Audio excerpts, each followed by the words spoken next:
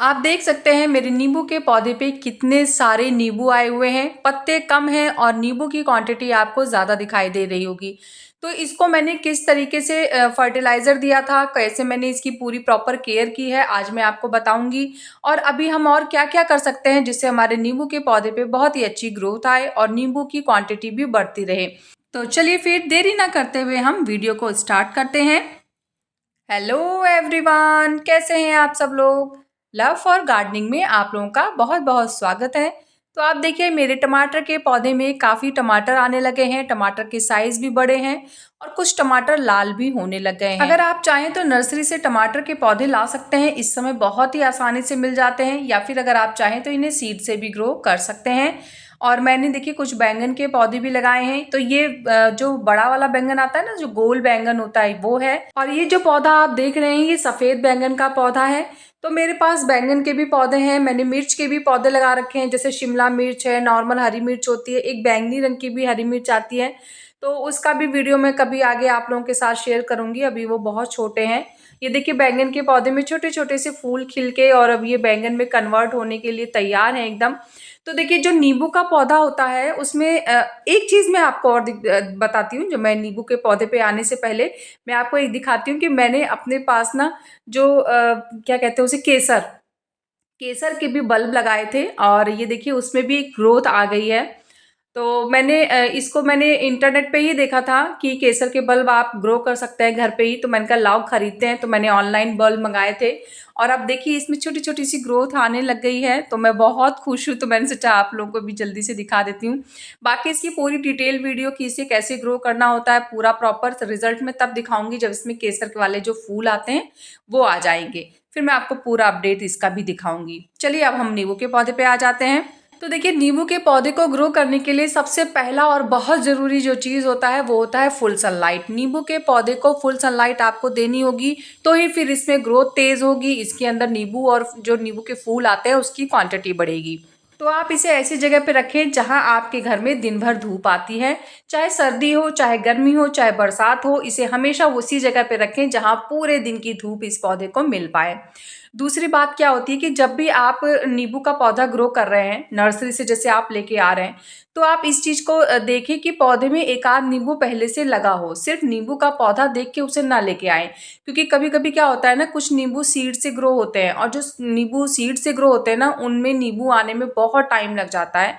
कभी कभी तो आ जाते हैं, लेकिन कभी कभी बहुत लंबा टाइम ले लेते हैं। तो जो ग्राफ्ट किए हुए प्लांट होते हैं ना, आप वो खरीदिए। तो हर कोई तो ये नहीं जान सकता। तो आप क्या करें कि जब नर्सरी से पौधा लाएं तो देखें उसमें एक आध नींबू पहले से लगा है कि नहीं लगा है, फिर आप उसको खरीदें। नींबू का जो पौधा होता है इसको ऐसी मिट्टी दें जिसमें पानी तो मिट्टी सोखे, लेकिन एक्स्ट्रा वाटर को ड्रेनेज होल से बाहर निकाल दे।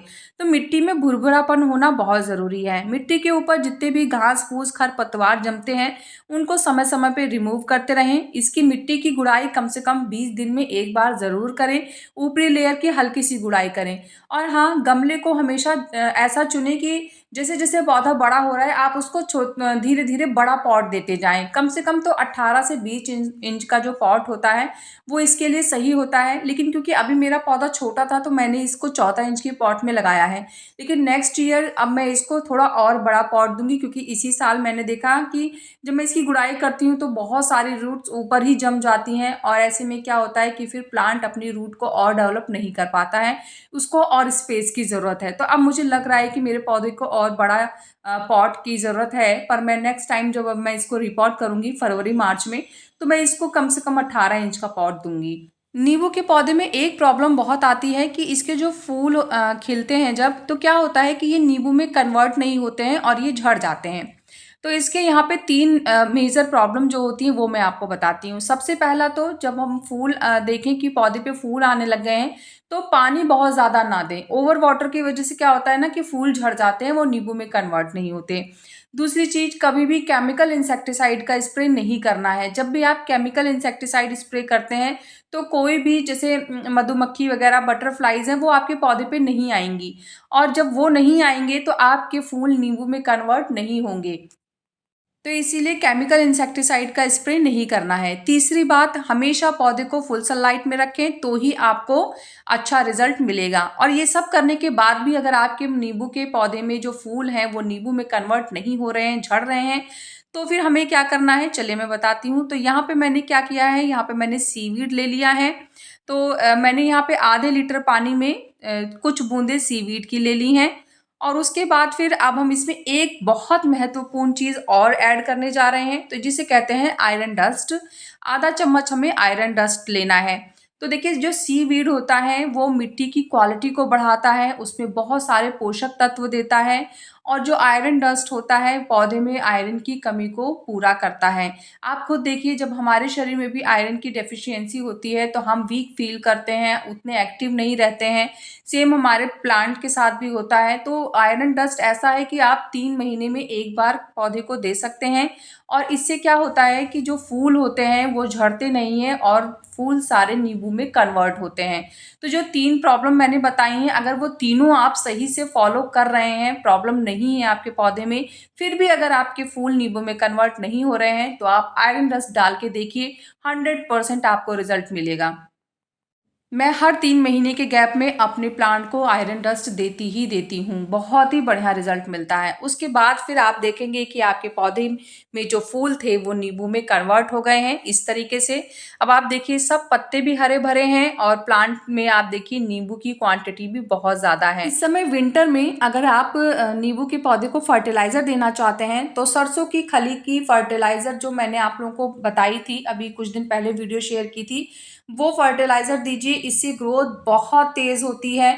इस समय नींबू के पत्ते आपको पीले होते हुए दिख रहे होंगे, काफ़ी हद तक पत्ते झड़ भी रहे होंगे, पर आपको बिल्कुल भी टेंशन नहीं लेना है। आप यही सरसों की खली वाला खाद दीजिए पौधे को, इससे बहुत ही अच्छा रिज़ल्ट मिलेगा। सबसे अच्छी बात क्या होती है कि सर्दियों में सरसों की खली एक गर्म खाद की तरह पौधों को बहुत फ़ायदा पहुँचाती है। इसमें नाइट्रोजन बहुत ज़्यादा मात्रा में होता है, प्लस मैंने इसमें लकड़ी की राख, एप्सम सॉल्ट और नीम खली भी मैंने इसमें ऐड की थी। तो अगर आप पूरा प्रॉपर वीडियो देखेंगे तो आपको सब समझ में आ जाएगा।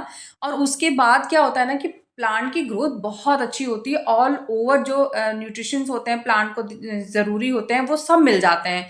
तो इससे ग्रोथ भी तेज़ हो जाती है, पत्ते जो पीले हो रहे हैं वो झड़ना बंद कर देंगे। तो बहुत अच्छा रिज़ल्ट आपको नींबू के पौधे पे मिलेगा। अब बात कर लेते हैं, जैसे ये सब आपने कर लिया उसके बाद भी नींबू नहीं आ रहे हैं पौधे पे, तो मैं आपको बहुत ही आसान खाद बता रही हूँ। तो क्या करना है आपको, यहाँ पे मिट्टी की गुड़ाई करके मिट्टी स्टेम के नज़दीक रख दीजिए और उसमें 1 चम्मच से 2 चम्मच, जैसा भी पौधे का साइज़ हो, अगर पौधा बड़ा है तो लगभग 2 चम्मच लीजिए और छोटा है तो 1 चम्मच भी काफ़ी होगा। मेरा पौधा थोड़ा-सा बड़ा है तो मैंने यहाँ पे 2 चम्मच नीम की खली का इस्तेमाल किया है। तो इसको ले लेना है। उसके बाद दूसरे नंबर पे हम जो फर्टिलाइज़र देंगे वो होगा ऑर्गेनिक फर्टिलाइज़र है, तो आपको टेंशन नहीं लेना है। इसको ऑर्गेनिक पोटाश कहते हैं और ये ऑनलाइन बहुत आसानी से मिल जाता है। आप अमेज़न पे सिर्फ़ इतना लिख दीजिए ऑर्गेनिक पोटाश, आपको तुरंत सामने ही दिख जाएगा।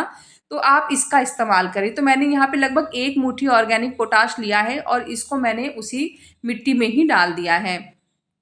पोटाश पौधे में जब हम देते हैं तो इससे क्या होता है, इससे फूलों की और फलों की, सब्जियों की क्वांटिटी बढ़ती है। तो इसीलिए जब भी अगर आपके किसी भी पौधे पे फूल, फल या सब्जियां नहीं आ रही हैं तो आप पोटाश का इस्तेमाल करें।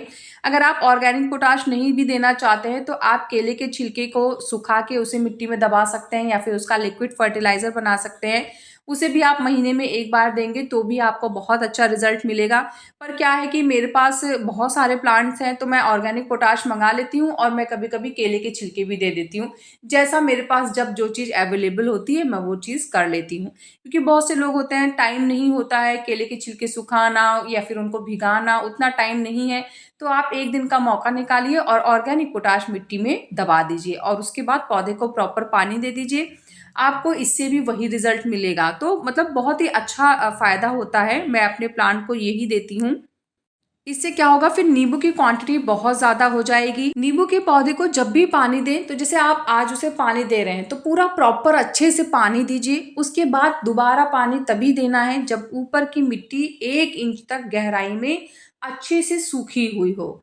उसके बाद आप उसे वाटर देंगे। अगर आप बार-बार उसको डेली वाटर देंगे बिना उसकी मिट्टी के सूखे, तो ऐसे में फूल भी झड़ते हैं, प्लांट अपनी ग्रोथ भी रोक देता है और कभी-कभी प्लांट सड़ भी जाता है, शॉक में भी चला जाता है ओवर वाटर की वजह से। तो आप पानी का विशेष ध्यान रखें। मैं इसकी मिट्टी एक बार आपको चेक करके बताती हूँ कि कब आपको पौधे को पानी देना है और कब आपको पौधे को पानी नहीं देना है। इससे क्या होगा ना कि ये पानी वाला जो कॉन्सेप्ट है, मुझे लगता है कि कुछ हद तक आपका क्लियर भी हो जाएगा।